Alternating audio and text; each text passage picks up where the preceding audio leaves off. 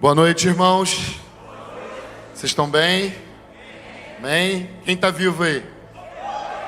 Amém? Glória a Deus. Graça e paz. É bom nós estarmos aqui sendo juntos, edificados, consolados, exortados, esticados.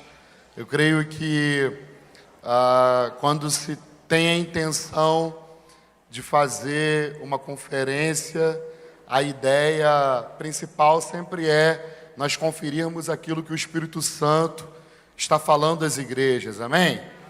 Então eu creio que você veio aqui para conferir, amém? Por isso o nome é conferência, e eu abençoo para que o Espírito Santo possa compartilhar com você aquilo que ainda o olho não viu, o ouvido não ouviu, não chegou no coração do homem, porém essas coisas ele revela pelo seu Espírito, porque o Espírito de Deus penetra as profundezas de Deus, e o Espírito de Deus foi derramado sobre nós, e ele não foi embora, ele continua conosco, amém? Eu sou Luciano Oliveira, venho do Rio de Janeiro, da cidade de Cabo Frio, e sou pastor lá na cidade de Cabo Frio fazem alguns anos. Não vou falar quantos anos, senão você vai saber a minha idade.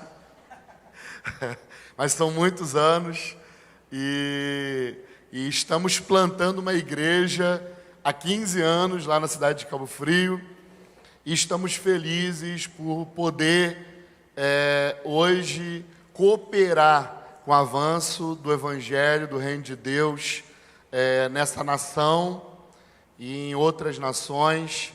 Nós fazemos parte de uma plataforma ministerial de apoio a líderes e pastores, chamada MEVAN, Missões Evangelísticas Vinde Amados Meus, que tem sede na cidade de Itajaí, em Santa Catarina.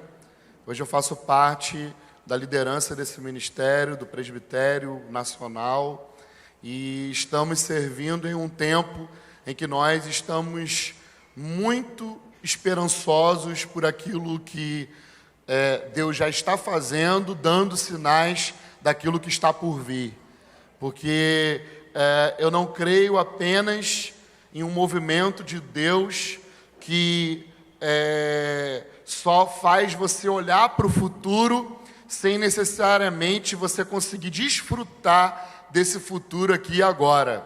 Eu abençoo para que o futuro que a gente sabe que é perfeito possa de alguma forma ser sinalizado na nossa vida, hoje, amanhã, que apesar de termos aí a bendita esperança da vinda de Cristo, existem muitas palavras e muitas coisas que foram ditas a nosso respeito e que eu creio que nós podemos desfrutar enquanto igreja. E eu abençoo a igreja de São Paulo, eu abençoo a igreja central, a vocês que estão aqui de outras igrejas de São Paulo, para que você viva tudo aquilo que Deus falou que você vai viver em São Paulo, nessa nação e para as nações. Nós cremos que Deus não precisa de todo mundo para fazer tudo aquilo que Ele precisa fazer, porque há 2000 anos atrás, Jesus ele discipulou 12 pessoas, e essas 12 pessoas foram enviados por Cristo,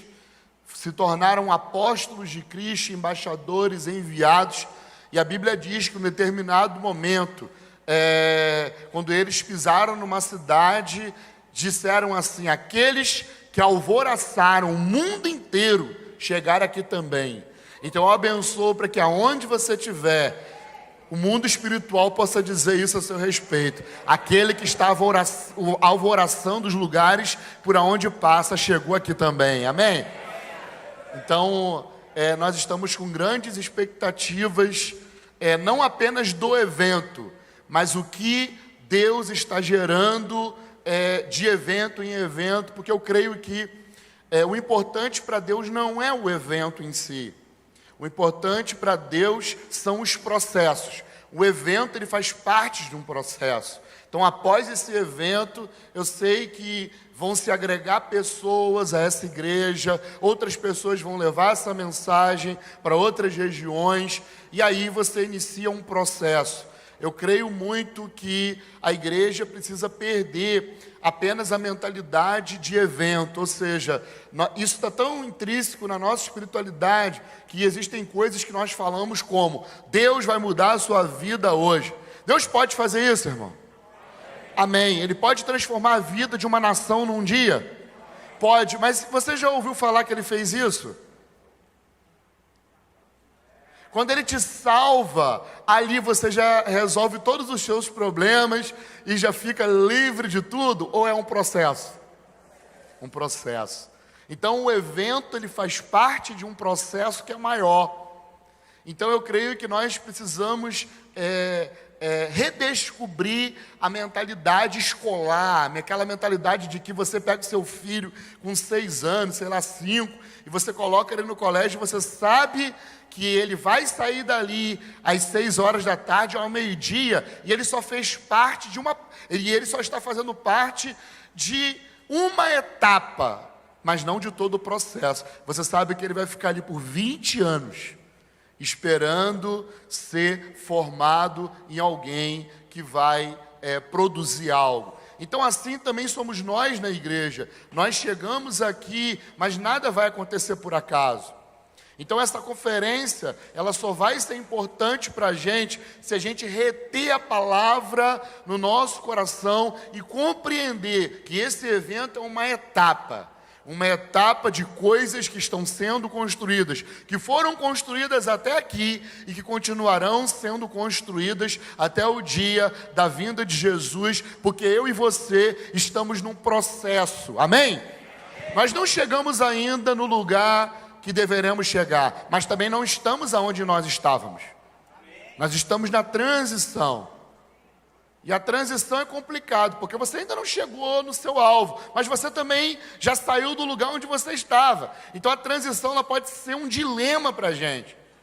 Então aprender a colocar a nossa expectativa em Deus, em meio a essa preparação que Ele está fazendo em nós, é muito importante para que a gente não se frustre, porque nada daquilo que Deus faz é com pressa, irmão. Deus, Ele trabalha com o método de Deus é processo. O método de Deus se chama discipulado, e discipulado é um processo. Discípulo não tem a ver com um aluno que fica ouvindo um professor na escola. A palavra discípulo no Novo Testamento, para mim, ela é um pouco fraca, porque ela no original ela vai falar sobre aprendiz. E a igreja não tem a ver com aprendizes que estão numa escola. E a palavra discípulo, lá no Velho Testamento, ela exprime melhor para mim o sentido daquilo que realmente é ser discípulo de Jesus. Porque você vai ver que essa palavra discípulo, ela vai aparecer quando Eliseu, ele constrói uma escola de profetas, né? E os filhos dos profetas estavam ali. Não quer dizer que tinha muito profeta. Eles eram filhos de uma paternidade profética. Então não havia muitos profetas. A paternidade profética era exercida por Eliseu. E enquanto eles estão ali, a Bíblia menciona que são os filhos dos profetas. Essa é a mesma palavra para discípulo. É a palavra bem no Velho Testamento. Ou seja, discípulo, no Novo Testamento, no grego ficou meio ruim, porque fala aprendiz. E nós não somos aprendizes. Mas no Velho Testamento fala que a palavra discípulo é bem, é filho. E eu creio que é isso que Deus tem para nós. Eu e você somos filhos de Deus que estão sendo desenvolvidos até saírem do estágio de serem imaturos para se tornarem filhos à estatura de Jesus Cristo. Esse é o processo que Ele tem para nós. O filho, enquanto ainda é criança, em nada se difere do escravo, porque ainda não desenvolveu suas habilidades de homem. Paulo vai falar isso em Gálatas 4.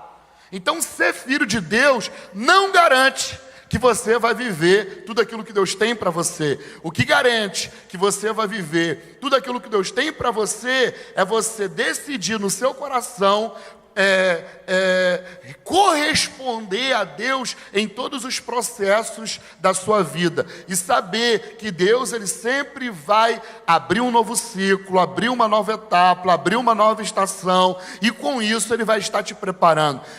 Quem já ouviu falar aqui que Deus abre um novo tempo? Amém? Quem já ouviu que Deus abre uma nova estação? Amém? Agora, para Deus não é importante nem um novo tempo, nem uma nova estação. Para Deus é importante as pessoas que Ele está preparando para viver um novo tempo e para viver uma nova estação. Porque para Deus não é importante coisas. Para Deus não é importante tempo. Para Deus é importante a sua vida. Amém? Então é sobre essas coisas que eu quero falar hoje. E se você quiser compreender mais, sobre um assunto que eu falo muito, que é o propósito eterno de Deus. Nós lançamos um livro em fevereiro desse ano, e esse livro ele tem sido até usado por alguns pastores para o discipulado de algumas pessoas da igreja.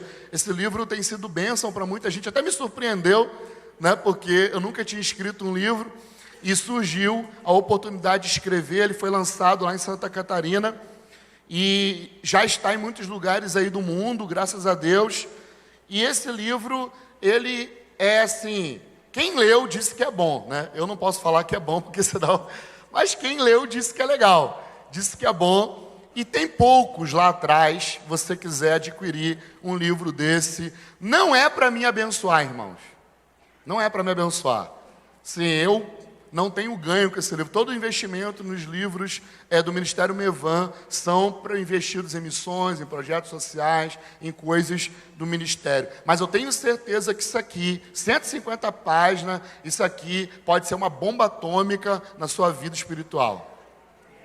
Amém? Muita gente me pede aí pelo Brasil afora: pastor, não tem uma apostila, não tem um material? Agora eu tenho.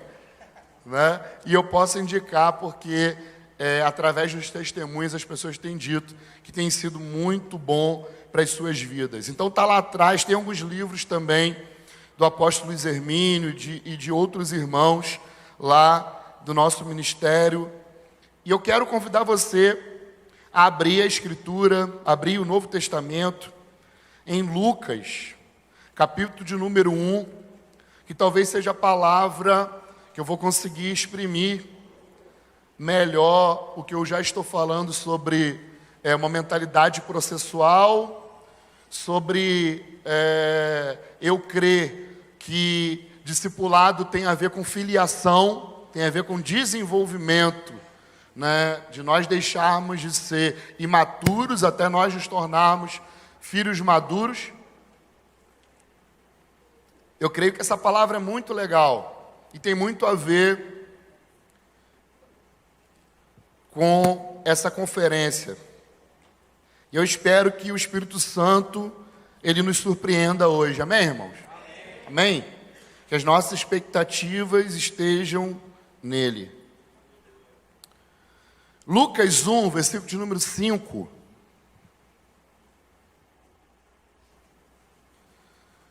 Lucas 1, 5. Nós vamos ler do 5 ao 17, depois nós vamos ler o 57.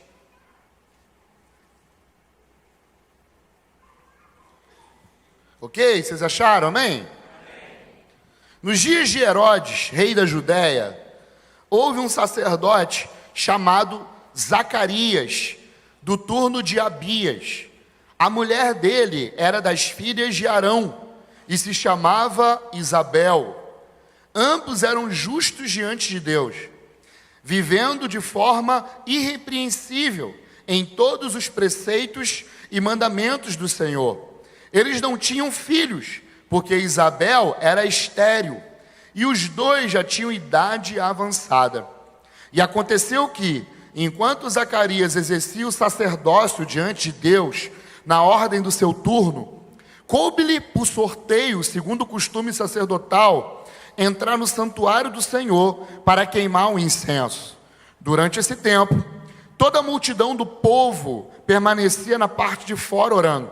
E eis que apareceu a Zacarias um anjo do Senhor, em pé, à direita do altar do incenso. Ao vê-lo, Zacarias ficou assustado e o temor se apoderou dele. O anjo, porém, lhe disse: não tenha medo, Zacarias, porque a sua oração foi ouvida. Isabel, sua esposa, vai dar à luz a um filho, em quem você dará o nome de João. Você ficará alegre e feliz, e muitos ficarão contentes com o nascimento dele, pois ele será grande diante do Senhor. Não beberá vinho nem bebida forte, será cheio do Espírito Santo, já desde o ventre materno. Ele converterá muitos dos filhos de Israel ao Senhor seu Deus, e irá adiante do Senhor no espírito e poder de Elias, para converter o coração dos pais aos filhos, converter os desobedientes à prudência dos justos, e habilitar para o Senhor um povo preparado. Ok? Agora o versículo de número 57. Versículo 57 diz assim: quando chegou o tempo de Isabel dar à luz, ela teve um filho. Os vizinhos e parentes ouviram que o Senhor tinha usado de grande misericórdia para com Isabel e se alegraram com ela. Aconteceu que, no 8º dia, foram circuncidar um menino e queriam dar-lhe o nome do seu pai, Zacarias, mas a mãe do menino disse: de modo nenhum, ele vai se chamar João. Disseram-lhe: mas você não tem nenhum parente com esse nome. Fizeram sinais, perguntando ao pai do menino que queria que lhe dessem, qual o nome queria que lhe desse. Então, pedindo uma tabuinha, ele escreveu: o nome dele é João. E todos se admiraram. E imediatamente a boca de Zacarias se abriu, a língua se soltou. Então começou a falar, louvando a Deus. Todos os vizinhos ficaram possuídos de temor. E essas coisas foram divulgadas por toda a região montanhosa da Judéia. E todos os que ouviram, guardaram-nas no coração, dizendo: o que virá a ser a esse menino? A mão do Senhor estava com ele. Agora o versículo 80 para fechar. E o menino crescia e se fortalecia no espírito, e viveu nos desertos, até o dia da sua aparição pública a Israel. Amém? Amém. Irmãos, esse texto, para mim, durante anos, tem sido um texto que a cada dia eu tenho ficado surpreendido com o Espírito sobre o momento em que esses homens estavam vivendo naquela geração. Um tempo surpreendente. Um tempo em que Deus estava fazendo coisas extraordinárias na terra para preparar o caminho para a encarnação do Filho de Deus. Então era um momento em que a terra estava passando por um tremor espiritual. Um mover espiritual estava prestes a alcançar o cosmos.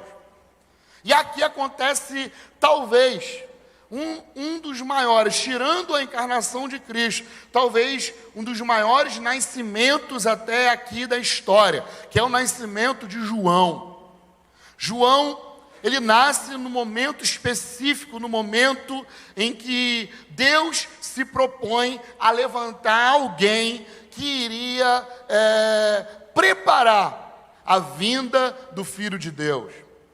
E como nós lemos, Deus escolhe um homem chamado Zacarias.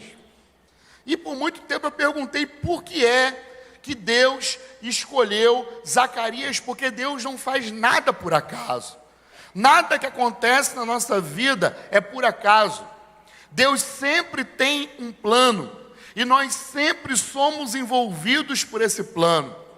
Deus, ele olha para a terra e ele vê um homem que, segundo a Escritura, era um homem justo. Segundo a Escritura, era um homem que ainda era temente a Deus, num tempo em que o sacerdócio estava corrompido. O sacerdócio, nessa geração, na geração que Jesus vem, é um sacerdócio corrompido. Só você lê o que acontecia com Anás e Caifás. Eles que eram os sumos sacerdotes, porém, deixaram de cumprir o serviço sacerdotal, litúrgico, para poderem negociar com Roma favores e benefícios. E aí você vai perceber que em todo o Novo Testamento, Zacarias ele é apontado como o último sacerdote que vai oferecer incenso diante de Deus. É o último sacerdote que aparece no Novo Testamento fazendo algo que era importante, algo que talvez mexeu com o coração de Deus, porque Zacarias ele é sacerdote e ele está oferecendo incenso, não é no templo de Moisés, ele não está oferecendo incenso no templo de Salomão, ele não está oferecendo incenso no segundo templo, ele está oferecendo incenso no templo de Herodes. Imagina que luta! Ele está fazendo o serviço sacerdotal num lugar que era um templo que tinha o nome de um homem, e num templo em que a Arca da Aliança, que simbolizava o governo de Deus, não só simbolizava, mas que era o governo de Deus no meio de Israel, num tempo em que essa presença, que esse governo não está mais. Aí você imagina um sacerdote ter que entrar no Santo dos Santos para oferecer sacrifício, ou entrar no lugar santo para acender incenso, sabendo que aquele templo era um templo de homens, sabendo que aquele templo era um templo em que a Arca de Deus já não estava ali, e só em a Arca de Deus não estar ali era um sinal de que Deus não estava presente. Imagina, seria loucura você sair da sua casa e você ir para a sua igreja local sabendo que Deus não ia lá. Imagina, Deus diz para você assim, hoje eu não vou no culto não. Quantos de nós sairemos da nossa casa para ir no culto que Deus não está? É isso que acontece. Zacarias sai da casa dele para oferecer incenso, para cumprir as ordens, o ritual sacerdotal, num templo que ele sabia que Deus não estava. E sabe por que eu creio que ele fazia isso e que a Bíblia diz que ele recebe o testemunho de ser um homem leal, um homem íntegro diante de Deus, um homem que era um homem espiritual? Porque ele está ali provocando algo, ele está ali por causa de uma oração específica, ele está ali por causa de um propósito específico, porque apesar dele saber que a presença de Deus não estava ali, eu creio que ele confiava inteiramente na misericórdia de Deus para atender um pedido que estava dentro do seu coração. E o pedido que estava dentro do seu coração era: eu preciso deixar na minha geração um legado. Porque Zacarias era velho, ele não tinha filhos, a sua esposa era avançada em idade e não tinha filhos. E meu irmão, deixa eu te falar, sabe qual é a maior vergonha? A maior vergonha para um homem judeu era não deixar não ter um filho homem, não ter para quem deixar um legado. E imagina um sacerdote. Ele era sacerdote, um sacerdote fiel, e agora ele olha para um lado e olha para o outro, vê a corrupção humana, vê a corrupção dos outros sacerdotes, e ele pensa: quem é que vai seguir o legado que eu construí de ser velho e continuar sendo íntegro a Deus? Porque ele não poderia consagrar ninguém para o sacerdócio. Sabe por quê? Porque sacerdócio é por natureza, irmão. Somente o filho de sacerdote é que poderia ser sacerdote.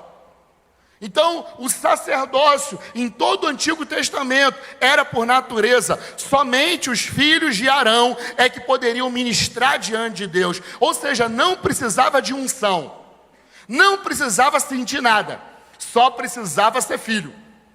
Profeta não, profeta era por eleição. O Espírito descia sobre alguém, bum! E aí aquela pessoa abria a boca, profetizava e depois o Espírito ia embora. Então, o profético no Antigo Testamento era por eleição. Deus escolhia quem ele quisesse para ser sua boca. Porém, sacerdócio não. Para ministrar diante de Deus, tinha que ser filho de sacerdote. Tinha que ter um DNA específico. Tinha que ter uma genética específica. Porque o sacerdócio, ele tem a ver com genética. Ele tem a ver com um DNA. E então esse homem Zacarias, eu creio que ele está diante de um templo vazio da presença de Deus, crendo na misericórdia de Deus, porque ele era íntegro de coração, e ele queria deixar um legado, e ele está lá provocando isso, ele está lá orando por isso, e de repente, sabe o que acontece? Vem um anjo e visita Zacarias. Ele consegue alguns adeptos da sua oração, as pessoas estão orando talvez por isso. Porque o texto vai dizer que tinha gente orando fora do templo. Talvez porque sabia o clamor de Zacarias, para deixar um legado, para deixar alguém que iria perpetuar aquilo que ele carregava. E aí, a Bíblia diz que, enquanto as pessoas estavam orando, vem um anjo, vem uma visitação angelical. E esse anjo diz para Zacarias que iria dar um filho para ele. E o anjo diz: olha, eu vou te dar um filho. Esse filho que eu vou te dar, ele vai preparar o caminho do Senhor. Ele vai ser o profeta que vai carregar uma unção, que vai conectar gerações, que vai conectar pactos. E aí, Zacarias, ele ouve aquilo, ele não crê a princípio, e aí ele fica mudo.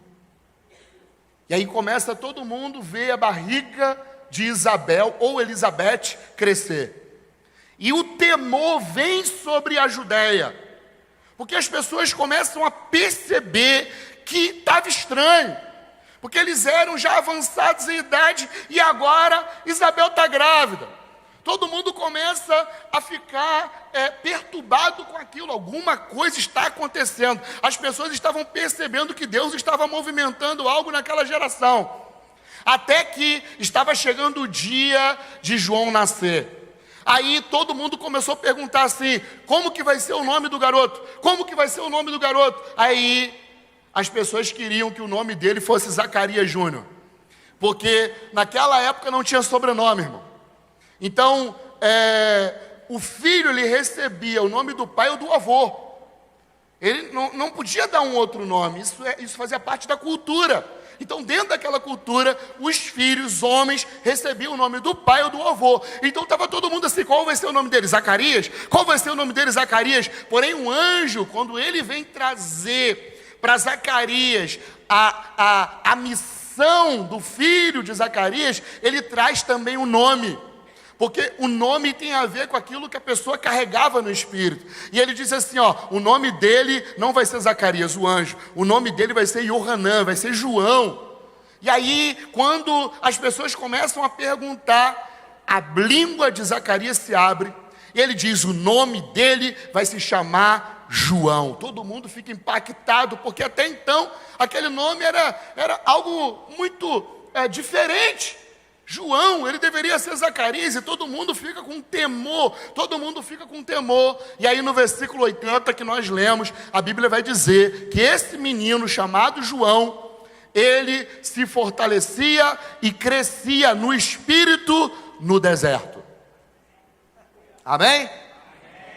E aí, nós vamos ver que alguns estudiosos dizem que Zacarias, que João Batista, ele passa 30 anos no deserto, meu irmão, desenvolvendo uma palavra que o anjo liberou sobre o seu pai e que depois o seu pai libera sobre ele.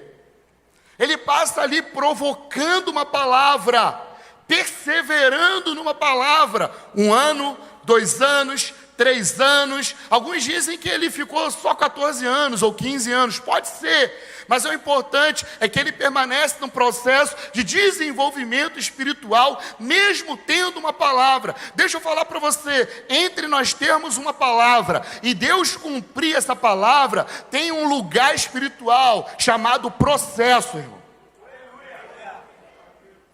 Se eu perguntasse hoje, quantos querem sair daqui com uma palavra e essa palavra se cumprir daqui a pouco?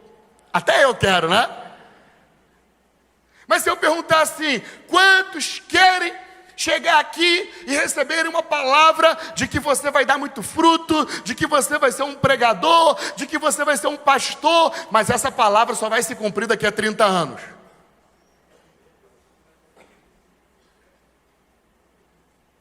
É isso que aconteceu com João.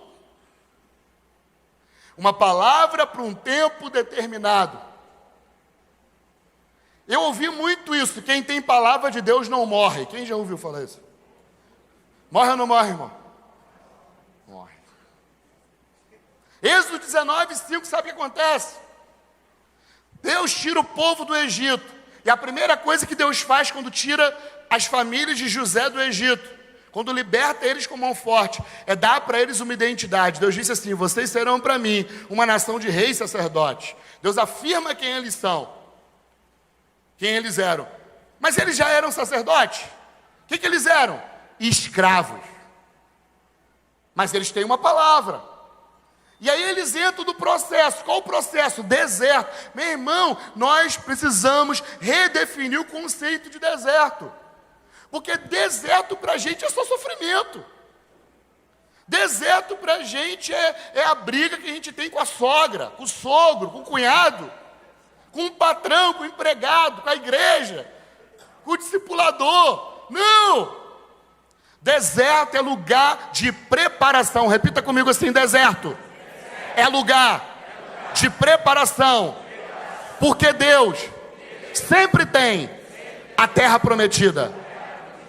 Então, se você for para o deserto, irmão, glorifica, sabe por quê? Porque Deus só coloca no deserto quem tem uma palavra. Deus só coloca no deserto quem ele sabe que pode passar por esse processo para se desenvolver e entrar na terra prometida.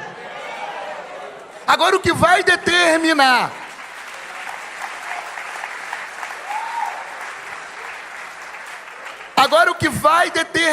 o tempo do processo é a sua obediência. É isso que determina o tempo. Israel fica 40 anos para atravessar entre Egito e Canaã. Abraão leva 3 meses para fazer o mesmo processo. E a Bíblia vai dizer, sabe o quê?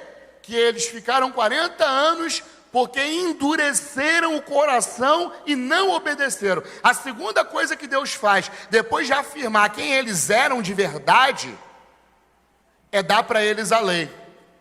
Êxodo 20. O que é a lei? A forma de andar na terra como no céu. Quer saber como que anda na terra como no céu, cumprindo a vontade do céu? É a lei. O que é a lei? É a forma. A lei era para transformar Israel, para que eles se tornassem a palavra que Deus havia liberado sobre eles. Eles seriam reis e sacerdotes. Mas não ia ser fácil assim. Quando Deus diz para você, você vai ser isso e vai ser aquilo, meu irmão, já fica se preparando, porque não vai ser fácil. E deixa eu te falar, não tem nada fácil.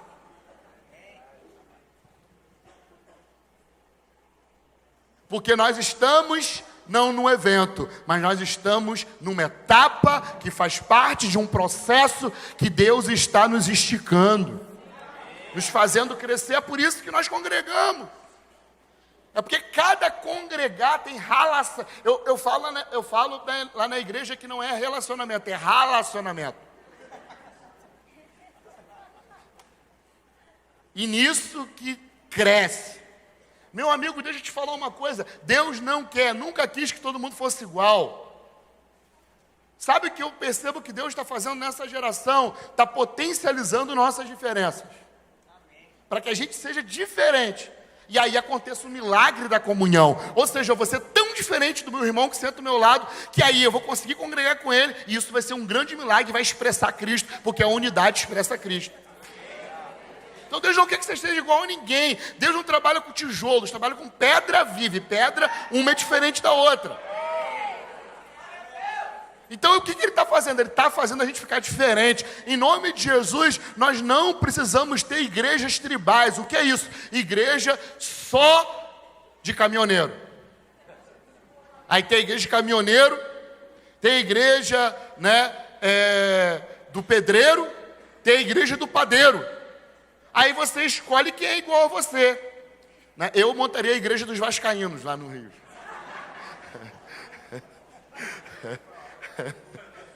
Não, que prova, irmão. São o melhor time do Brasil. Autoestima, né? Fé. Ainda bem que eu estou em São Paulo. Então, eu creio que está chegando o fim das igrejas tribais. O que é isso? Todo mundo se reúne em prol de uma causa que tem a ver com as nossas coisas, os nossos desejos, aquilo que a gente gosta. Então todo mundo gosta de caminhão, aí a igreja, aí o púlpito é um caminhão.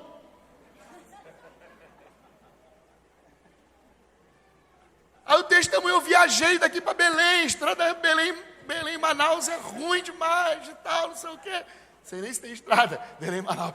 Mas enfim, ele está quebrando isso. Eu creio, meu irmão, que Deus está levando uma igreja que vai ser capaz de tocar todo tipo de gente. Ela vai ser capaz de ter aqui dentro, meu irmão, um jovem que vai estar profetizando junto com o ancião. Vai ter aqui o palmeirense junto com o corintiano.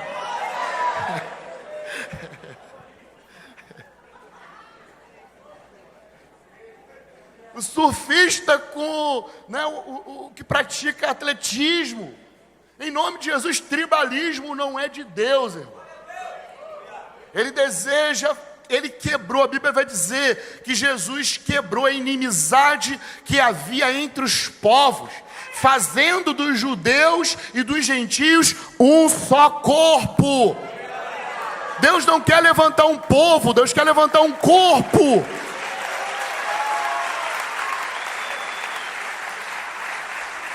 Todo mundo junto no só lugar, Deus potencializando as nossas diferenças, e aí o milagre da comunhão vai acontecer, porque você é tão diferente, que para mim andar junto eu preciso do Espírito. Aí Cristo vai aparecer, não a gente. Amém? Então eu creio que Deus está fazendo isso nessa geração, está quebrando as paredes de inimizade, potencializando diferenças, para que nós possamos estar juntos. Isso demora, porque parede de tijolo, ó, rapidinho levanta. Agora uma parede de pedra, meu amigo, tem que ter muita paciência. E é isso que Deus está fazendo. Um grande templo de pedras que vivem. Amém? De pedras que vivem. Então, Zacarias, ele faz algo muito importante. Ele leva em consideração a palavra que o céu tinha a respeito do seu filho. Então Zacarias poderia usar de todos os benefícios que ele tinha, de todas as regalias que ele tinha, para pegar João, porque a palavra que estava sobre João é que ele seria uma extensão do ministério profético. Então ele poderia pegar João, levar para Jerusalém, irmão.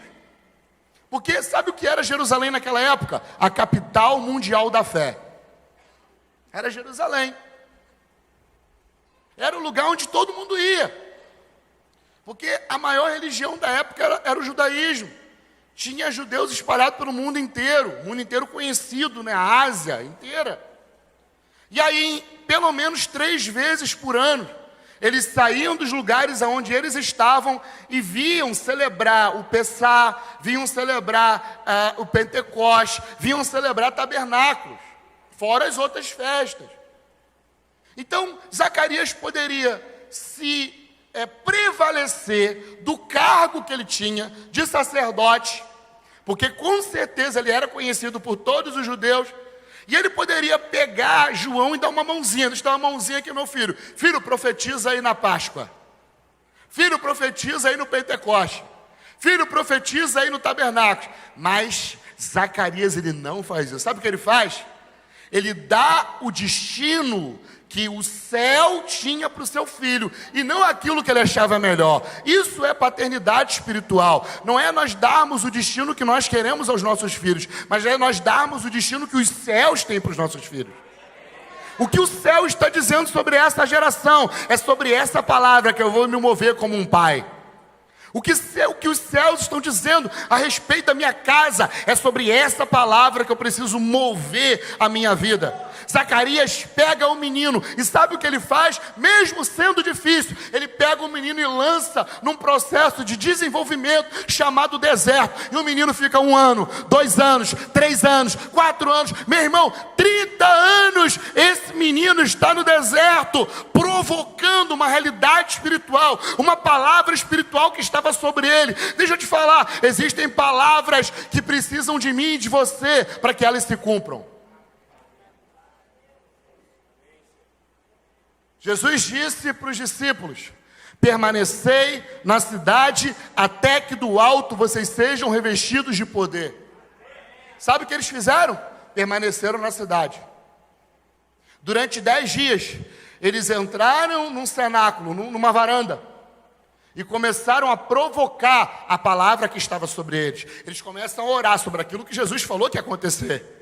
Eles começam a provocar 1 dia, 2 dias, 3 dias. Quando chega no 10º dia, de repente, eles ouvem um som como de um vento impetuoso. De repente, eles começam a ver línguas. Não é língua, não, é idiomas. Eles começam a ver idiomas como que de fogo. E de repente, eles começam a falar tudo aquilo que eles ouviram e tudo aquilo que eles estavam vendo. Aí, quando acontece aquela manifestação espiritual, Deus ativa a capacidade daqueles discípulos que estavam ali de todas as nações de compreenderem na sua própria língua as grandezas de Deus. E aí acontece o que nós chamamos como Pentecostes, porque foi no dia do Pentecostes o derramamento do Espírito Santo para formar o corpo de Cristo naquela geração. E aí Pedro, sabe o que Pedro faz?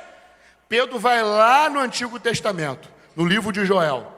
Porque o pessoal começou a dizer assim: eles estão embriagados, olha como é que esses caras estão aí, parece louco. Aí Pedro vai lá no Antigo Testamento e se apropria de Joel, capítulo número 2, versículo número 28 em diante. Ele pega essa palavra, traz para o seu tempo e diz: não, gente, isso não vai acontecer nessa hora da manhã. Eles não estão bêbados nessa hora da manhã, mas isso que está acontecendo é o que foi dito pelo profeta Joel, que nos últimos dias ele iria derramar do seu Espírito sobre toda a carne.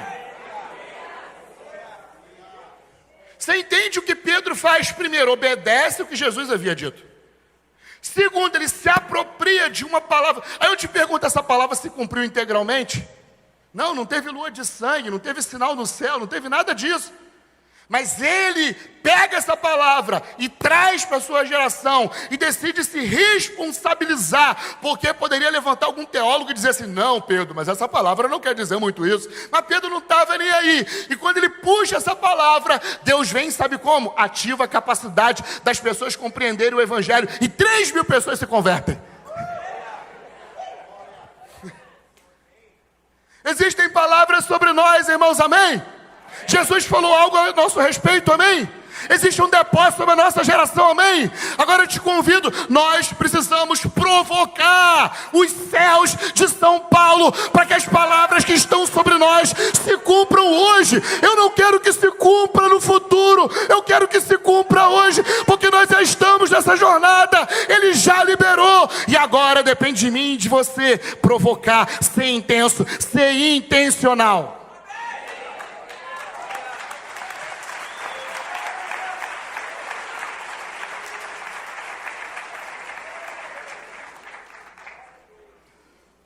A palavra que eu mais tenho falado, eu e os nossos pastores, lá na nossa comunidade, é intencionalidade. Não podemos servir a Deus de uma forma aleatória. Temos que servir a Deus pensando que existe um plano, pensando que existe uma palavra, pensando que existe um fruto para ser dado. Então, tudo que Jesus faz é intencional. Aqui foi falado sobre a mulher de Samaria, mas Jesus não estava lá como quem não quer nada, irmão. Jesus abandona os discípulos e vai intencionalmente para o poço. E sabe o que ele faz? Ele não está só curando uma mulher. Ele está tocando num problema milenar. Do erro de Roboão e Jeroboão, que causaram lá os filhos de Salomão. Ele está resolvendo um problema, uma crise de milênios. E ele também está preparando o caminho para o futuro. Porque Jesus deixou uma agenda para a igreja. Jerusalém, Judéia e Samaria. Até os confins.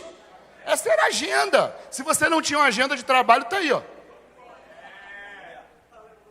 Mas isso não é escada do sucesso. Primeiro precisa ser relevante aqui, depois no Estado, depois nos excluídos e depois nas nações. Não. A igreja ela foi chamada para tocar de uma forma multidimensional essas áreas. Enquanto ela está tocando os excluídos de São Paulo, que é Samaria, está tocando também pessoas dessa cidade, pessoas desse bairro, está tocando também as nações, o Japão, a Europa, está tocando o Estado. A igreja ela tem uma dinâmica que pode ser de uma forma muito mais plural do que olhar para uma coisa só, porque está dentro do propósito que Deus entregou para a igreja. 4 lugares ao mesmo tempo, 4 esferas de atuação no mesmo tempo. Então, enquanto estamos aqui nos edificando, existem pessoas que podem estar tocando Samaria, existem pessoas que podem estar tocando as nações, amém, irmão? Então, sermos intencionais é algo muito importante. João, enquanto ele está no deserto, ele está sendo intencional. Por quê? Ele sabia qual era o depósito que foi liberado sobre ele. Que ele seria a voz do que clama onde? No templo? Não.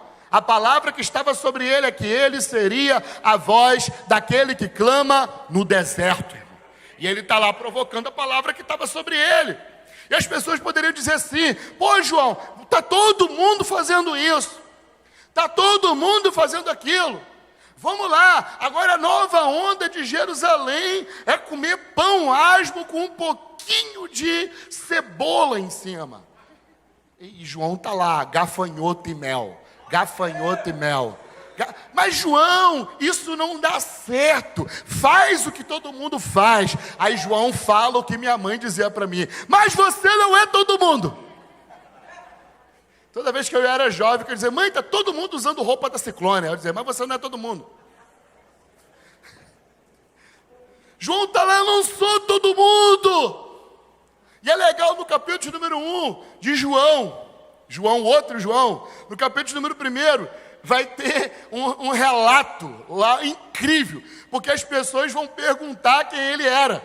Aí dizem assim para ele: João, nós viemos aqui porque a gente precisa levar um relatório da sua vida lá para Jerusalém. Você é Elias? Ele: não. Você é Jeremias? Não. Você é Cristo? Não. Você é profeta? Não. Mas quem você é? Você tem que falar quem você é, porque a gente precisa levar um relatório. Aí sabe o que João diz? Eu sou a voz do que clama no deserto. Sabe o que ele diz? Eu sou aquilo que falaram a meu respeito. Eu não preciso provar nada para ninguém, através de autoafirmação da minha identidade, da minha personalidade, do que eu faço. Nós somos uma palavra que alguém disse a nosso respeito, meu irmão. Isso basta. Nós não precisamos nos autoafirmar por meio de coisas que nós fazemos para demonstrar quanta identidade esse cara tem. Não, nós só precisamos dizer: eu sou aquilo que a palavra diz que eu sou. Eu sou a palavra que saiu da boca dos profetas. Eu sou a palavra que saiu da boca de Jesus. Eu sou aquilo que um dia falaram sobre mim. É isso que João diz quando pergunta quem ele era. Porque Jesus vai dar um testemunho tremendo. Abra comigo em Mateus 11. Jesus vai dar um testemunho desse homem que foi obediente.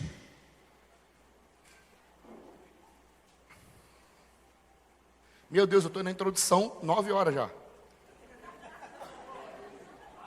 Você vai perceber que, né? Eu não sei se Deus está falando, mas que eu falo pra caramba.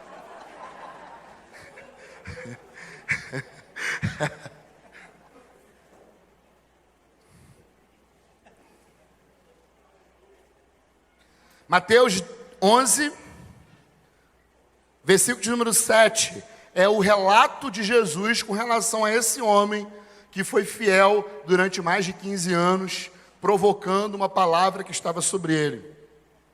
Diz assim, quando os discípulos de João foram embora, Jesus começou a dizer ao povo a respeito de João: o que vocês foram ver no deserto? Um caniço agitado pelo vento? O que vocês foram ver? Um homem vestido de roupas finas? Os que vestem roupas finas moram nos palácios reais. Sim, o que vocês foram ver? Um profeta? Sim, eu lhes digo, e muito mais do que um profeta. Esse é aquele que está escrito: eis que eu envio adiante de você o meu mensageiro, que vai preparar o caminho diante de você. Olha o que Jesus está dizendo. Jesus percebe que muita gente começou a perceber que já não estava rolando unção nenhuma em Jerusalém. E esse pessoal que percebeu que não estava rolando nada em Jerusalém, eles começaram a olhar para o céu do deserto. Tiveram sensibilidade espiritual. Não está rolando mais nada aqui, a arca não está aqui, então tem alguma coisa estranha acontecendo lá no deserto. O céu do deserto está chamando a gente. E eles começaram a sair, segundo Jesus, de Jerusalém para ver aquilo que estava acontecendo no deserto. Aí Jesus diz assim: o que vocês foram ver no deserto? Uma vara que é agitada pelo vento, ou seja, alguém que não tem identidade. Ninguém sai da capital mundial da fé para ir ver alguém que não tem identidade. Não foi isso que vocês foram ver. Vocês foram ver um profeta, ou seja, alguém que sabe quem é. E digo mais, muito mais do que um profeta, ele é a voz. Ele é o mensageiro que vai preparar o caminho. Jesus está dizendo, sabe o que? Que esses homens começaram a sair de Jerusalém. E enquanto eles estão saindo de Jerusalém, quem que está no deserto? João. 1 ano, 2 anos, 3 anos, 20 anos, 30 anos provocando algo no deserto. Aí quando João olha para esses homens que começam a sair de Jerusalém e vinham a seu encontro, João começa a liberar a palavra que até hoje eu e você pregamos. João olha para eles, depois de 30 anos, João diz: arrependei-vos, ó raça de víboras, porque o reino do céu é chegado. E aí ele começa a batizar aqueles irmãos, imergir aqueles irmãos na realidade que ele estava provocando no deserto, porque nada mais, nada menos que João no deserto, ele gera a mensagem que o próprio Jesus começou a pregar, irmão.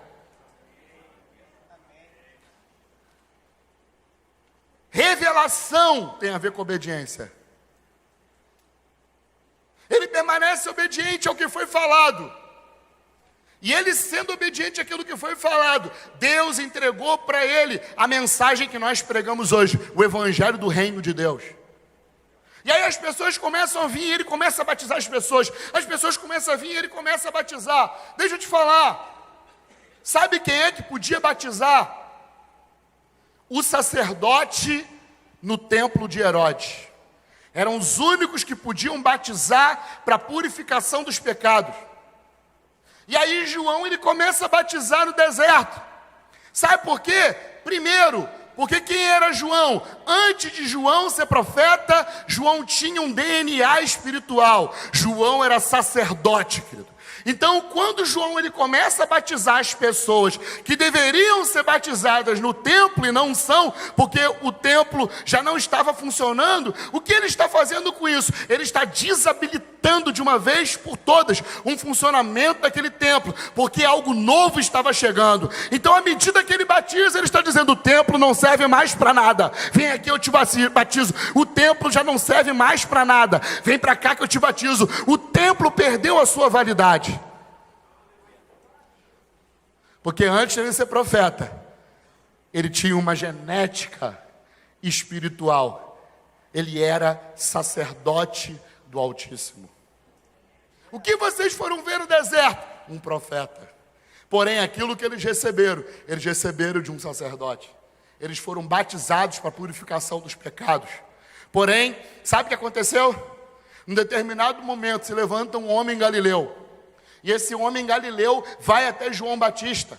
E esse homem galileu, quando vai até João Batista, diz assim: eu preciso ser batizado por você. Ele disse: não, eu não sou digno de desatar as sandálias dos seus pés, e você está pedindo para eu te batizar. E João vai dizer: eu batizo com água, mas aquele que é maior do que eu, esse vai batizar com Espírito Santo e com fogo, porque eu batizo só por fora, mas Jesus, que é maior do que eu, ele vai batizar você de dentro para fora.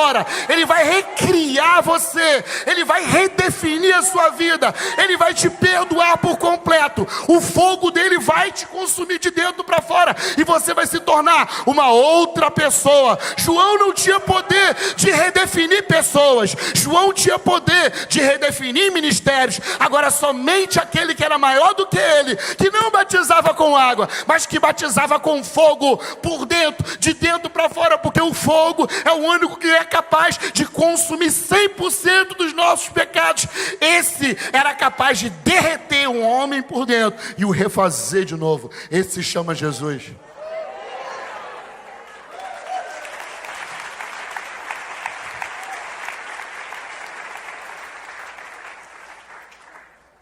Aí Jesus continua dizendo dele: em verdade vos digo, que entre os nascidos de mulher não apareceu ninguém maior do que João, mas o menor no reino dos céus é maior do que ele. Desde os dias de João Batista até agora, o reino dos céus sofre violência, e só os que os usam de força se apoderam dele. Olha que sentença incrível Jesus libera. Jesus disse assim, ó: entre aqueles que nasceram de mulher, não existe ninguém maior do que João. Que homem era esse, chamado João? Porque Jesus está dizendo que todos aqueles que nasceram até ali, ninguém era maior do que João. Sabe o que Jesus está dizendo? Que João era maior do que Malaquias, João era maior do que Zacarias, João era maior do que Amós, João era maior do que Neemias e que Esdras.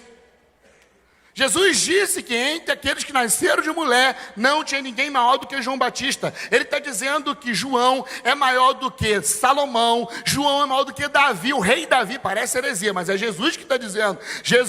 João é maior do que Davi. Foi maior do que todos os juízes, foi maior do que Samuel, foi maior do que Sansão, meu irmão. Dentre aqueles que nasceram de mulher, não tinha ninguém maior do que João. Ele foi maior do que Moisés, imagina, maior do que Moisés. Sim, Jesus disse isso. Entre aqueles que nasceram de mulher, não tem ninguém maior do que João Batista. João Batista era maior do que os patriarcas, maior do que Abraão, do que Isaac, do que Jacó. João era maior do que Noé. Dos nascidos de mulher, não tem ninguém maior do que João Batista. João só não era maior do que Adão, porque Adão não nasceu de mulher. Agora, depois de Adão, todos aqueles que nasceram eram menores do que João Batista. Uau! Olha o que acontece: um homem que tem uma palavra sobre ele, que decide ser obediente a essa palavra que está sobre ele, que recebe um destino do seu próprio pai, e que fica quieto, apenas cumprindo aquilo que foi dito a seu respeito, e não procurando ser diferente, apenas desenvolver aquilo que ele já era. Esse homem foi chamado pelo próprio Cristo do maior entre todos os homens que já tinham vivido até ali. Sabe por quê? Porque em Gênesis 3, sabe o que acontece? Vem a promessa do Salvador, que nós chamamos de proto-evangelho. Deus disse que da semente da mulher iria levantar um, que iria pisar na cabeça da serpente. A partir dali surge o conceito de um Salvador que iria ser enviado por Deus para acabar com os planos do diabo. E essa doutrina, ela foi levada de pai para filho.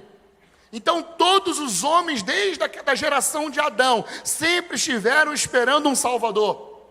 E aí Deus levanta os patriarcas que quiseram e profetizaram sobre um Salvador. Moisés profetiza sobre um Salvador. Toda a lei fala de um Salvador. Todos os profetas começam a profetizar que Deus iria levantar um Salvador. Agora, nenhum desses homens, nem Isaías, que profetizou sobre o Salvador em 66 capítulos no seu livro, nem Isaías viu o Salvador. Agora, para mim, o que fez João ser maior do que todos os homens antes dele é que ele profetiza sobre uma realidade, e num determinado tempo, sabe o que João diz? Ali está o Cordeiro de Deus que tira o pecado do mundo. Ele profetiza sobre o reino e ele vê o cumprimento de tudo aquilo que ele profetizou na sua frente, porque a profecia, ela sempre vai ser maior, ou o cumprimento da profecia sempre vai ser maior do que a própria profecia. Não existe sentido a profecia se não for o cumprimento, e o cumprimento sempre é maior do que a própria profecia. Sempre vai ser maior. Ele fala sobre uma realidade e ele vê a realidade na sua frente. E isso fez dele ser o maior dentre todos os homens que viveram até ali. Mas Jesus não para por aí. Jesus disse assim: porém, o menor nascido no reino de Deus é maior do que João, que é maior do que Samuel, que é maior do que Davi, que é maior do que Moisés, que é maior do que Salomão, que é maior do que todos os homens. Pergunta para a pessoa que está do seu lado: quem é você? É conferência DNA, né? É conferência DNA.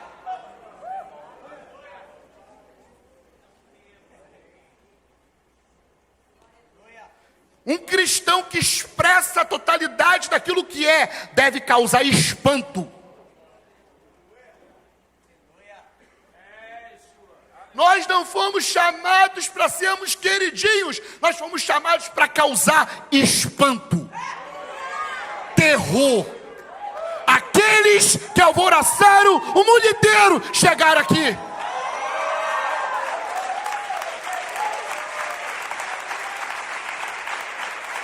Mas nós ficamos como? Escondidos. Meu Deus, a porta do inferno está aberta. Deixa eu me esconder aqui. E Deus está dizendo assim: não. Apenas entenda quem eu sou e quem você é. Porque nós é que estamos avançando e contra as portas do inferno.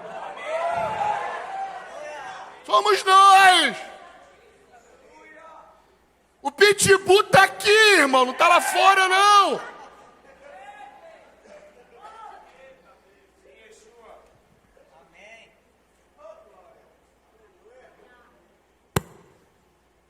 Conferência DNA. É gente que possui genética espiritual. Ele disse: o menor que nasceu dentro da realidade do reino de Deus é maior do que todos esses homens. Então para de cantar geração de Samuel. Eu sou da geração de Elias.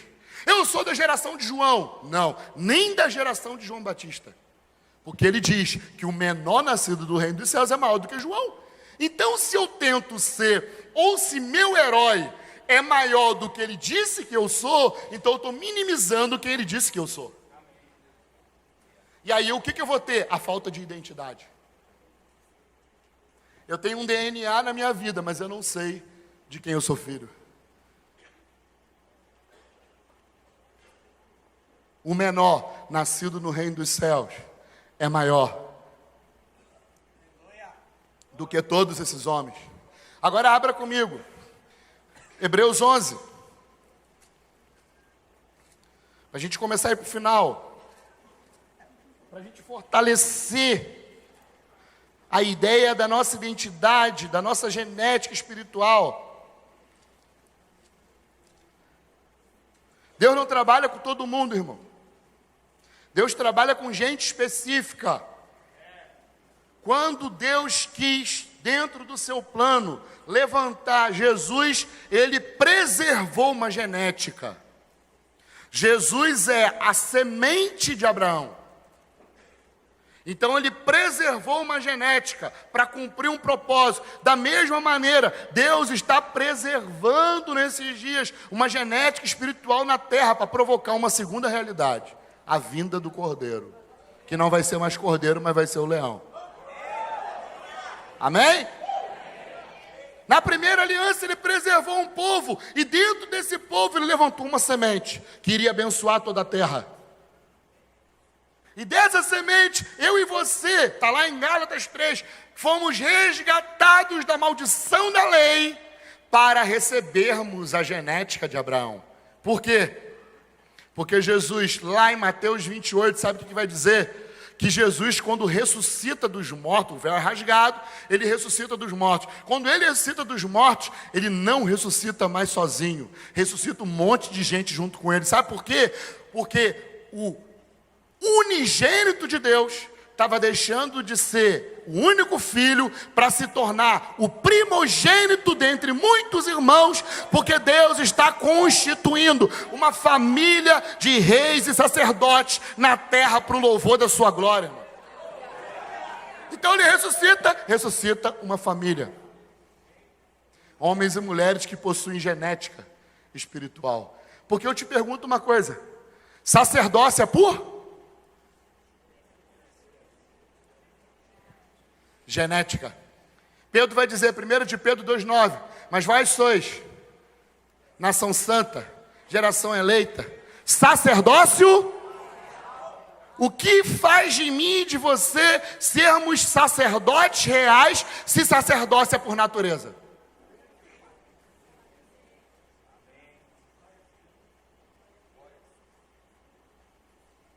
Efésios 2,10 diz assim: porque vocês são feitura minha, criados em Cristo Jesus para as boas obras, obras que Ele preparou para vocês antes da fundação do mundo. Ou seja, antes mesmo que existisse o eu na terra, já existia um eu em Cristo.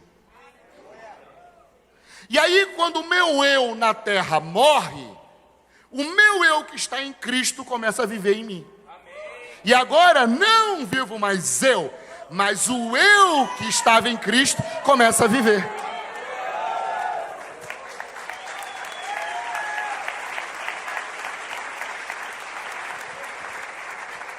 Porque pela graça somos salvos mediante a fé. Isso não vem de nós, vem de genética. Filho não faz nada para ser querido. Ele só é filho. A autoridade é que é desenvolvida. A autoridade se desenvolve, agora a filiação não. Filho é ser filho. Agora eu tenho 2 filhos que retratam bem isso. Eu tenho um de 6 anos e tenho um de 21. O meu filho de 21, ele pode pegar a chave do meu carro e sair quando ele quiser. E tem a hora dele para voltar, ele já é de maior. Agora o meu de 6, jamais eu daria a chave do meu carro para ele. Sabe por quê? Porque meu filho é tão esperto que se eu der a chave para ele, ele vai ligar o carro e vai tentar sair com o carro. E o que vai acontecer? Vai bater em algum lugar, vai acontecer alguma coisa ruim. Então os 2 são filhos? Sim. Porém, um passou pelo processo de desenvolvimento e se tornou maduro. Filiação não muda. O que muda é o quanto nós nos desenvolvemos. É isso que muda. Por isso que você vê que tem gente que prova algumas coisas, tem outros que não provam, porque isso fala de desenvolver a vida de Deus que está em nós, até que a vida dele traga a nossa vida, até que a vida dele amasse, acabe com a nossa vida. É isso que é ser filho maduro. É quando a vida de Cristo acaba com a sua vida.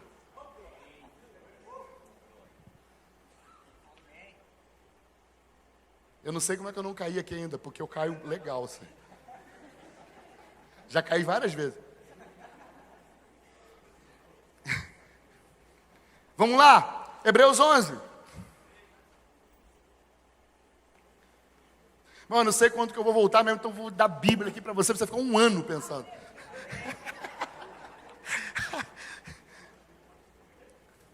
Hebreus 11, versículo de número 37. Hebreus 11 é conhecido como a galeria dos heróis da fé, amém?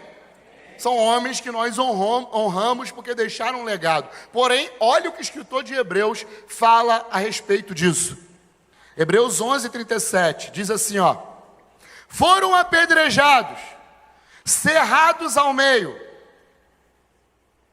mortos ao fio da espada, andaram como peregrinos, vestidos de peles de ovelhas, de cabras, passaram por necessidades, foram afligidos e maltratados. O mundo não era digno deles. Andavam errantes pelos desertos, pelos montes, pelas covas, pelos antros da terra. Todos esses homens, mesmo tendo obtido bom testemunho por meio da fé, não concretizaram a promessa. Ou não obtiveram a promessa. Que luta! Que luta passa Abraão? Jacó sofre na mão do sogro um tempão. Isaac, cava poço, entulha poço, cava poço, entulha poço. Muitos desses sofreram, morreram. Muitos profetas morreram a fio da espada. E sabe o que o escritor de Hebreus está dizendo? Que todos esses homens, apesar de terem sido aprovados pela sua fé, eles não entraram na realidade daquilo que eles acreditavam. Então eles acreditavam em algo, mas não entravam na realidade daquilo que eles acreditavam. Por quê? Vai responder aqui, ó. Olha que incrível esse texto, versículo 40. Por que eles não entraram?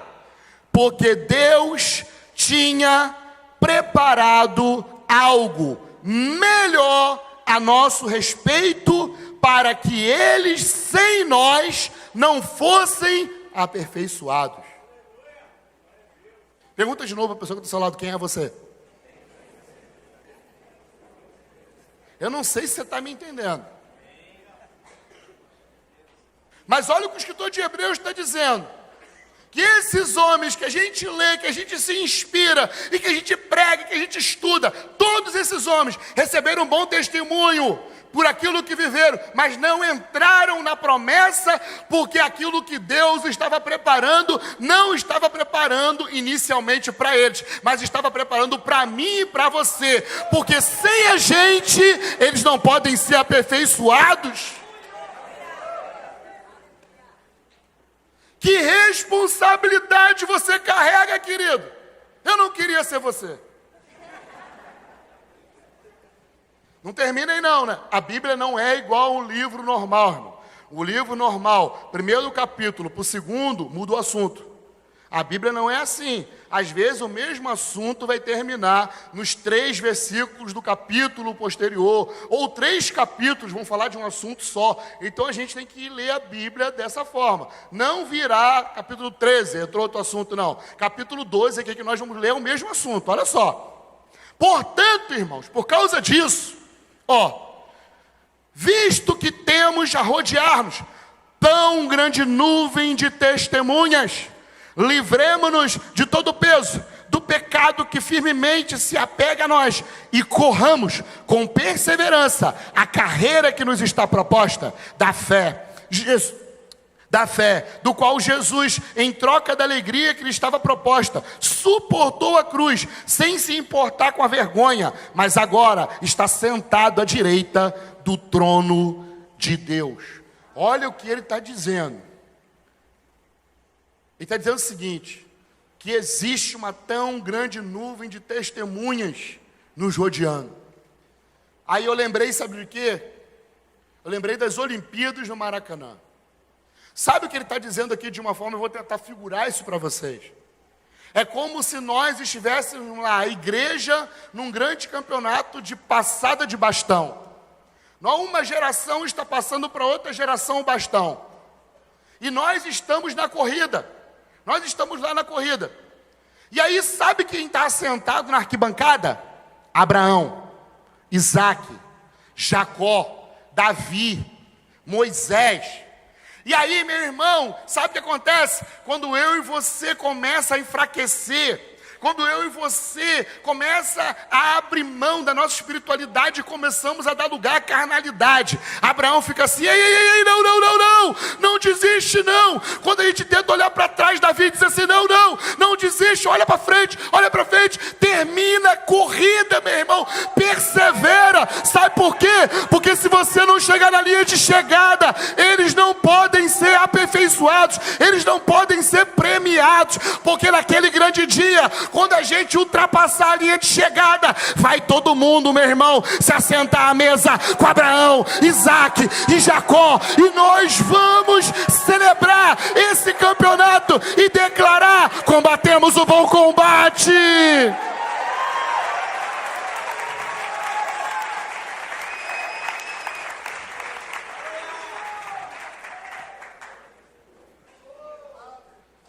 Agora você está com um sério problema. Mesmo problema que eu tenho, eu estou passando para você. Porque agora, toda vez que me dá vontade de dar aquela pecadinha, eu lembro assim, tem um espião aqui.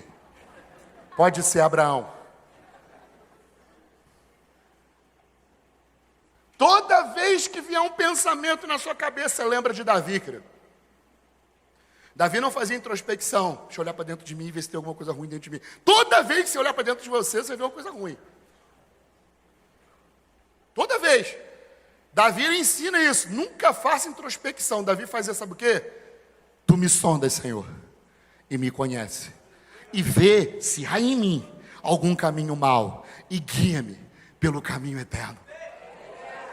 Porque o Espírito Santo é que foi enviado para fazer o papel de convencer o homem do pecado, do juízo e da justiça. Não somos nós.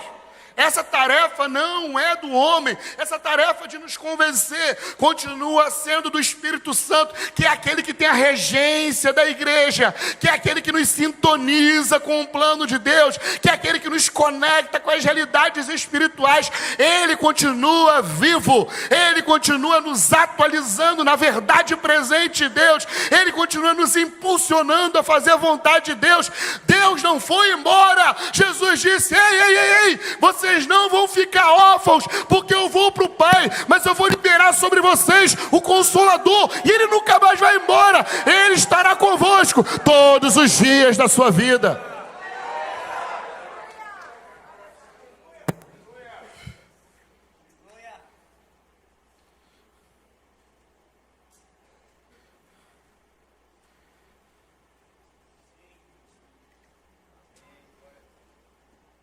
Agora eu vou fechar com o texto que o pastor pregou aqui.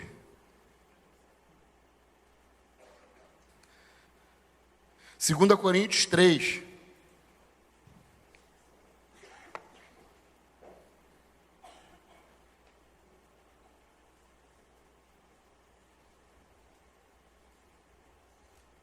Quem sou eu, Jesus?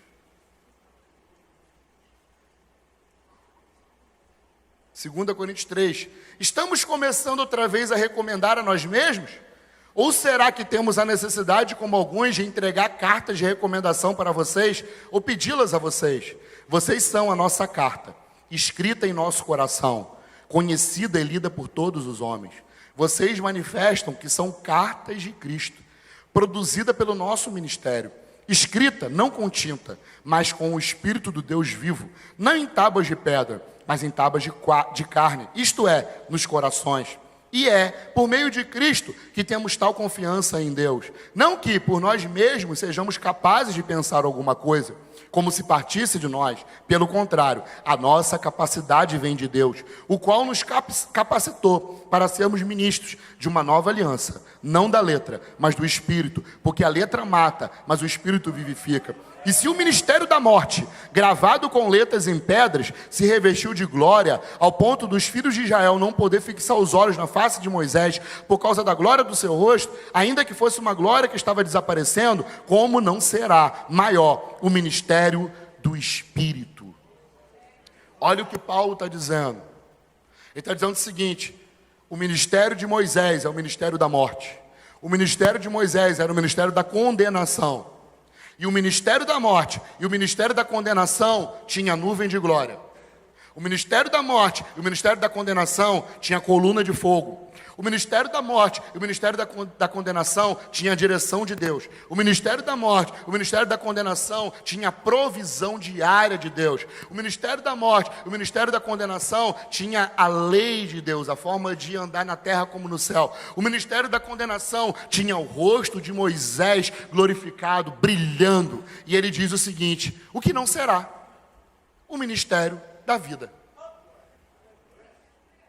Porque se o ministério da morte tinha isso tudo, o que não será o ministério da morte, o ministério do Espírito? E aí ele diz, antes dele dizer tudo, porque agora, meu querido, você não precisa, para provar que você é crente, de uma Bíblia debaixo do seu braço, porque isso pode ter a ver com o ministério da morte.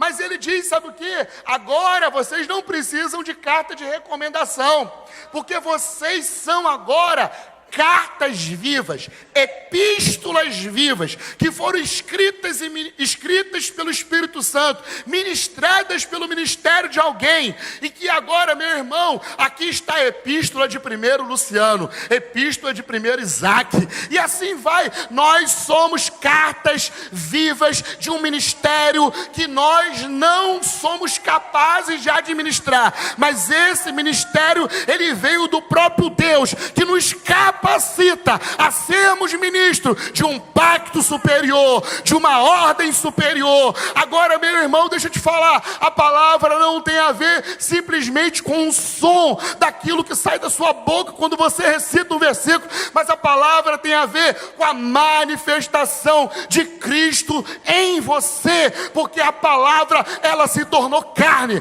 habitou entre nós, vimos a sua glória como a glória do unigênito do Pai, cheio de graça e cheio de verdade. E essa palavra vai para a cruz, e quando morre, ele não deixa de ter um corpo, ele não deixa de ser um homem, ele continua uma palavra viva, uma palavra humana, demonstrando, sabe o quê? Que a palavra escrita, ela precisa se tornar uma palavra humana, ela precisa se tornar uma palavra viva. Sabe por quê? Romanos 8.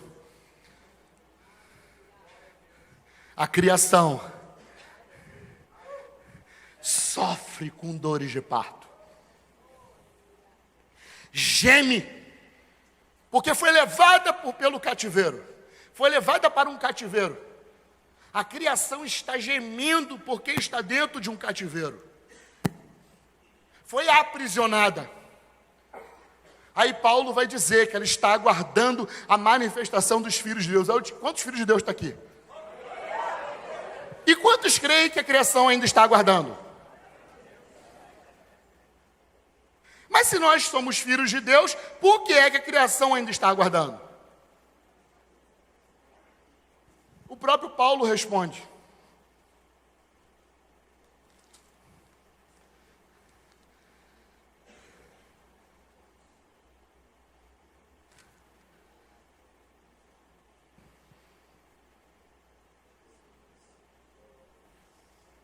Porque sabemos que toda a criação, a um só tempo, geme e suporta angústias até agora. E não somente ela, mas também nós, que temos os primícias do Espírito, igualmente gememos em nosso íntimo. Olha só, Paulo diz que a criação está aguardando.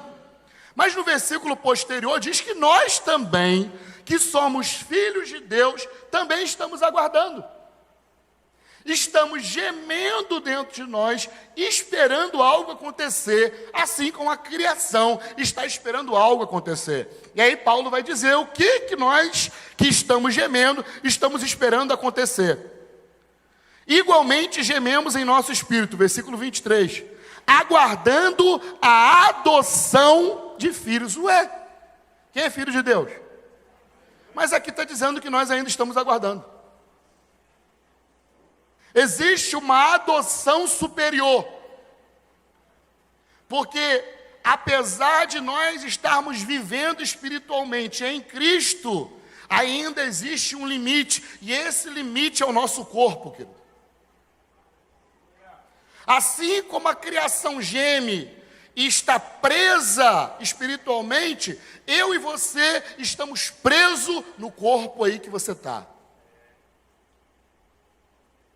Aí ele diz que nós estamos gemendo. Paulo, ele vai dizer também, o que eu quero fazer não consigo fazer, o que faço aborreço. Que luta, miserável homem que sou, quem me livrará do corpo dessa morte? Dou graças a Deus por nosso Senhor e Salvador Jesus Cristo, porque um dia sabe o que vai acontecer? O que Paulo disse, a adoção dos filhos, que tem a ver com a redenção do nosso corpo. Qual é a chave que vai abrir a criação? A redenção do nosso corpo. Sabe o que vai acontecer, meu irmão? Vai chegar num dia que eu e você vamos estar na Síria, e nós vamos estar perdendo a cabeça como Marte. Aí, no céu vai tocar uma trombeta, nem sei o que é isso, eu nunca ouvi uma trombeta na minha vida. Eu sei que vai tocar uma trombeta e que a gente vai reconhecer uma trombeta. Vai ter uma voz de um anjo, de um arcanjo. E aí, sabe o que vai acontecer? Quando a gente perder a cabeça, nossa cabeça vai cair no chão. Mas na hora que a trombeta tocar, na hora que a voz for ouvida, a cabeça vai voltar para o corpo. E esse corpo vai ser transformado. E aí, sabe o que vai acontecer? Todo joelho vai se dobrar. E toda língua vai confessar que Jesus Cristo é o Senhor. E a criação, ela vai se abrir, porque ela vai ver a verdadeiramente manifestação dos filhos de Deus. Por enquanto ainda estamos gemendo em nosso íntimo, mas o Filho de Deus está crescendo aqui dentro do meu corpo, e tem uma hora que ele não vai aguentar, tem uma hora que ele vai vir para fora. Assim como Cristo saiu de dentro de Jesus, tem uma hora que você, como filho de Deus, vai sair de dentro aí do filho do José e da Maria. E a criação vai se rasgar para o novo que Deus tem. E o novo que Deus tem é você. O novo que Deus tem não é uma coisa. O novo que Deus tem é um tipo de gente que tem uma genética específica. Essa genética dos céus está crescendo dentro da gente. Igual uma mulher grávida. Daqui a pouco não vai aguentar, vai ter que sair. E quando sair, a criação vai ver a glória dos filhos de Deus. Em Mateus 17, Jesus mostra isso um pouquinho. Ele abre e fica mostrando a sua glória. Moisés e Elias aparecem. E aí vem uma nuvem com uma voz e diz assim: este daí, o transfigurado, esse é meu filho amado, em quem eu tenho prazer. Sabe o que Deus está dizendo? Para de ouvir Moisés, para de ouvir Elias, e começa a ouvir o meu filho. O transfigurado é o filho dele. O transfigurado é o verdadeiro filho dele. Essa é a nossa bendita esperança, que um dia ele vai voltar, meu irmão. E da forma como ele é, nós seremos também. Mas por enquanto a gente não pode provocar a criação. Claro, por enquanto eu posso perturbar, eu posso causar impacto, eu posso revolucionar, mas vai chegar uma hora que isso vai ser por completo. Por isso não desanime, se você olha para ir para a rua e você vê caos, e você vê calamidade, meu amigo, isso está com dias contados. Quando ele se manifestar, tudo vai mudar. Amém? Quero te convidar de pé.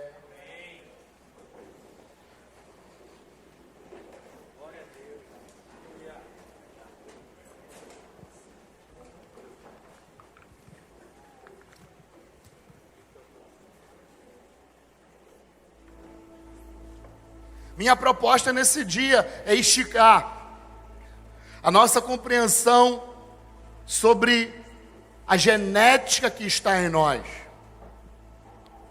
Nós somos sacerdotes reais, não porque fomos ungidos por isso, mas porque nascemos de novo. Porque sacerdócio tem a ver com uma natureza específica.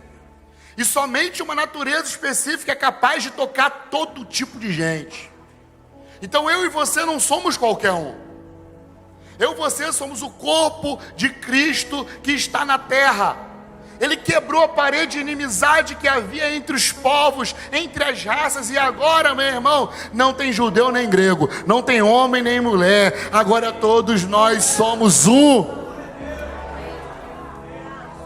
Todos nós somos um em Cristo, e o poder dele e a sabedoria dele se manifesta quando nós estamos juntos. Ele abre a sua sabedoria a principados e potestades e declara o seu poder.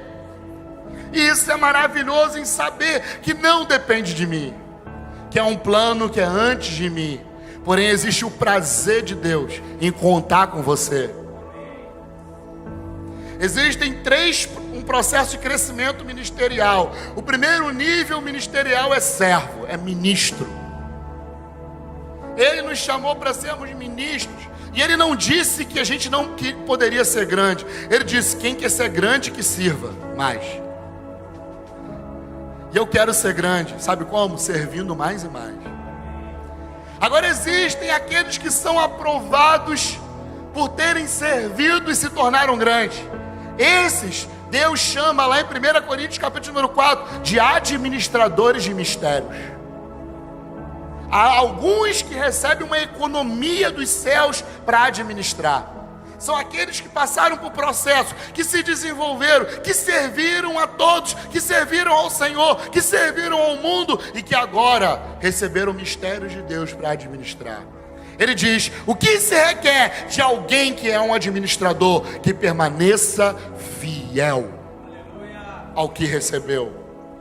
Aquele que recebeu um encargo de Deus não precisa dar resultado, tem que ser fiel a Deus. E o último nível que Paulo ele fala sobre a igreja acerca de ministérios são os cooperadores do evangelho. Em determinado momento Paulo para de nomear profetas, apóstolos, presbíteros. Ele começa a dizer: fulano é o meu cooperador no evangelho. É aquele que ajuda a operar o evangelho numa região. É o último nível, e eu creio que nós estamos sendo envolvidos pelo Espírito Santo para crescermos. Primeiro precisamos servir com intencionalidade, sabendo que eu posso sim me tornar grande. E como que eu faço isso? Eu preciso servir de todo o meu coração, amar a Deus acima de todas as coisas, amar a mim mesmo e depois o próximo. E aí ele vai confiar em mim os seus mistérios. Ele vai confiar a mim os seus mistérios. E depois que eu me tornar fiel em administrar os seus mistérios, Ele vai me chamar para ser um cooperador com Ele. Agora eu não estou mais trabalhando para uma cidade. Não estou trabalhando mais para uma denominação. Mas agora eu sou um cooperador do Evangelho. E naquele dia Ele vai olhar para você e vai dizer: você foi meu cooperador. Você operou junto comigo na obra. Não foi eu que fiz, fomos nós. E é isso que Ele tem para a gente. Essa é a nossa genética. Esse é o DNA dos céus que está em nós. Por isso não olhe para trás, porque senão Abraão vai atrás de você, querido. Saiba que existe uma tão grande nuvem de testemunha torcendo para você não pecar nunca, torcendo para você não olhar para trás nunca. Eles estão lá: vai, persevera, abandona as coisas que para trás ficaram. Olha para as coisas que estão adiante de você, prossiga para o alvo, porque lá na frente tem um prêmio, o prêmio da soberana vocação que temos em Cristo Jesus. Deixa eu falar para você, meu irmão, no final vai dar tudo certo, ainda que não esteja dando certo agora. Você tem na sua Bíblia Apocalipse 21 e 22 que diz que vai dar tudo certo. No final Ele vai esmagar os seus inimigos debaixo dos seus pés e vai te fazer mais do que vencedor, ainda que não esteja dando certo agora. Saiba de uma coisa: vai dar tudo certo, porque nós já sabemos o final do filme, nós já sabemos o final. No final vai dar tudo certo. Eu e você vamos estar com Ele todos os dias, todos os dias, todos os dias da nossa vida. Vamos estar com Ele. Eu quero orar nesse momento, meu irmão, para você que está aqui, mas você estava se sentindo sem perseverança, fraco. Vamos orar juntos nessa noite. Eu quero impartir nessa noite um pouco do Espírito Santo sobre a sua vida.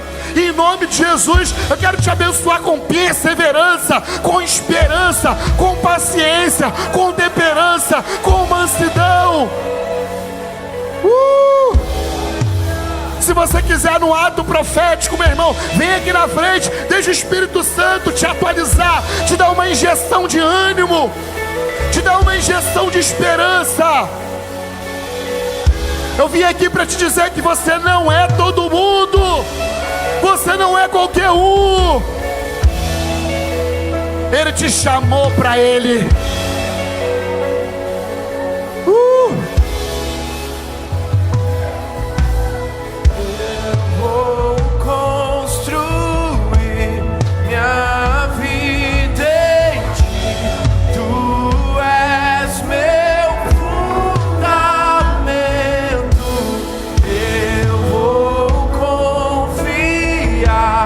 somente em ti, não vou ser abalado.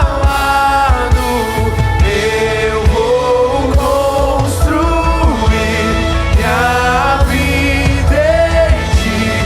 Tu és meu fundamento. Eu vou confiar somente em ti, não vou ser abalado. Sabe de uma coisa? Para libertar, Deus usou Moisés. Para libertar, Deus pode usar outra pessoa. Agora, para perseverar, é você que tem que se manter firme. É você que tem que decidir isso. Para te libertar, Deus usou alguém. Mas para você entrar na terra, Deus disse para Josué: Josué, agora não vai ter milagre mais. Josué, agora você vai ter que ser forte e corajoso. Você vai ter que ser cabra macho para não desistir.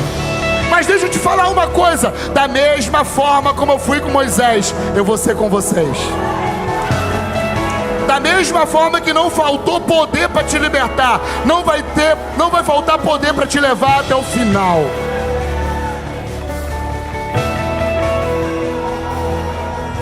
Santo, és incomparável, és inigualável. Abre os nossos olhos, Senhor. Mostra quem tu és e enche-nos de amor pra ir ao mundo revelar tua glória. Santo, és incomparável, és inigualável. Abre os nossos olhos, Senhor. Mostra quem tu és e enche-nos de amor pra ir ao mundo revelar. Eu vou construir minha vida em ti. Tu és meu fundamento. Eu vou confiar somente em ti, não vou ser abalado.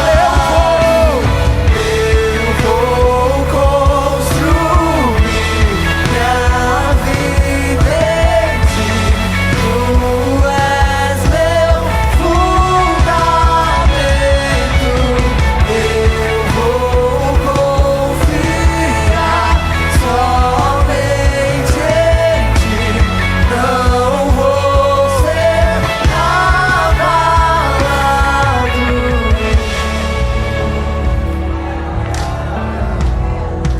Pai, eu abençoo esses irmãos com perseverança, ousadia, que o espírito de fortaleza, Senhor, possua cada um, de convicção, esperança.